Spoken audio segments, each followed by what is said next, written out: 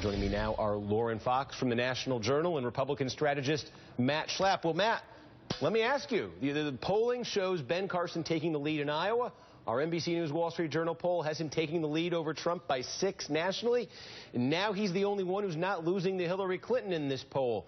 Is he your party's best bet?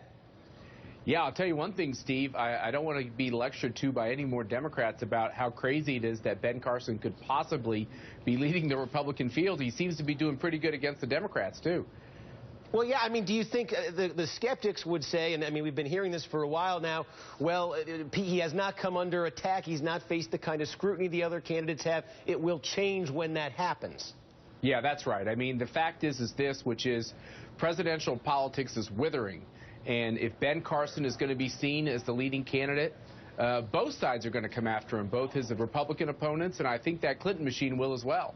And Lauren, I look at the Bush number here. He is losing to her. He's not losing to her quite by the margin that Donald Trump is. But you look at the Bush campaign and sort of the logic, the argument behind the Bush campaign. Really, at the beginning of this, it was about electability. It was about getting the White House back. This is the guy who can put it all together. It seems polling like this that does not clearly make that electability argument doesn't help him.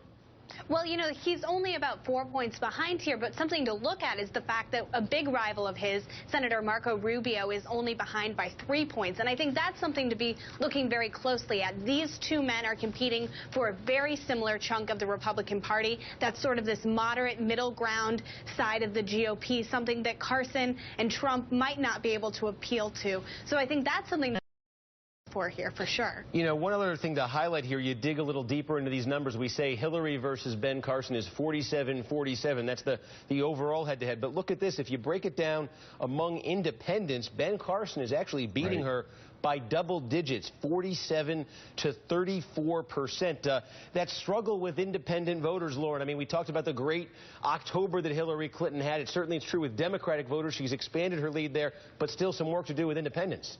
Well, and I think what we have to look for here is that she has a trust gap, and this has been something that has come up repeatedly in numerous polls. Hillary Clinton has to do more than just convincing Democrats to come out into the polls for her. She has to convince these independents, people on the fence, that she is worth coming out for on Election Day, and she has to convince them that if they are going to stay home, not to vote for one of the Republicans when they get off the couch to vote. Steve, you know what? The resurgence of Hillary Clinton has mostly been with Democrats. She does still have big problems with independents. And if you look at this poll, it also shows that Bernie Sanders is a very strong general election candidate.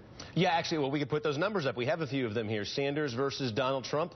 That's 50-41. Sanders leading Trump in the prospective matchup there. If it was Sanders against Rubio, Sanders up 46-41 over Rubio. I want to stay on the Republican race here for a second. I want to play some sound of Donald Trump. It was Donald Trump this morning talking about Ben Carson's polling surge, trying to defend himself against the idea that his lead might be slipping in this thing. Let's listen to Donald Trump here for a second. An Iowa poll, in all fairness, 10 minutes ago just came out, PPP, and I'm leading in Iowa. You are. And you weren't last week. I wasn't last week. And this was done after the debate. This was done actually a little bit before the debate. New Hampshire I'm leading, Florida I'm leading, South Carolina I'm leading all over the place. So this is fine. Right. I mean, you know. Well, Matt, I'm curious what you think. What is the play Donald Trump here? Because it seems like when 1-2 in the polls was Trump and Jeb Bush a little while ago, Jeb Bush was sort of an easy guy for him to beat up on. He attached that no energy, low energy label to him. And I think there were a lot of sort of built-in perceptions about Jeb Bush and the Bush family that maybe he could play against. When you look at Ben Carson's poll numbers among Republicans, this guy, he's practically revered. He may be revered. That might not be too strong a word to use by the Republican base. How is a guy like Donald Trump, what should he be doing to try to tamp down the Carson phenomenon? What can he do? Well, the first thing is he's like my grandfather with the stock ticker with all these numbers. He needs to relax about what the head-to-head is, and I think everybody should look at these head-to-head numbers and take them with a big grain of salt. It's nearly a 4% margin of error. That's big swings in these numbers. The second thing is what polls tell you are characteristics and what voters are looking for. And what Republican voters are looking for in this primary contest is somebody who will take on Washington, who's an outsider, and who can be strong. Well, Trump Trump has those characteristics, so he shouldn't worry too much about the fact that he's fallen into second in so many of these polls. He needs to stay on the themes that are appealing to primary voters, because we have a long way to the first ballots are cast. All right, Lauren Fox, Matt Schlapp, thank you both for